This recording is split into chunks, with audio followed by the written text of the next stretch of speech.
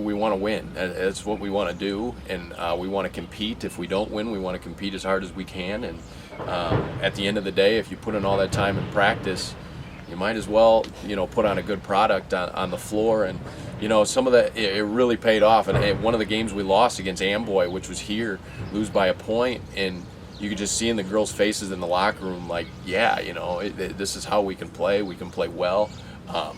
Putnam County embarrassed us earlier in the year, and I mean, we executed everything we wanted in that regional championship, and we just couldn't buy a basket. And to hold them to, I think, 28 or 29 points, that's everything we wanted to do. We just, had one of those nights. But you looked at the girls after those games, and they kind of go, all right, that's what you're talking about. That's why, you're honest, because you get in those games, and you can't do a whole lot of yelling. You either have to be prepared, or you're going to get beat by a lot. I think as a coach, if you stand for the right things and do the right things and treat the girls well, you can be intense, but you treat the girls well, and you have a good time. And the biggest thing is, with high school sports, the girls have to enjoy it. Otherwise, they're not going to come back.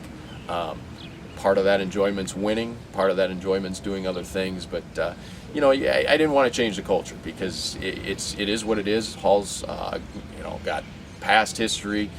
Spring Valley's a great town. They put a lot into athletics, and they're really big into it. So, I just kind of showed up and did what I did, and the first couple months was kind of a shock. But after that, we didn't really talk about the past. We just came in and did what we wanted to do.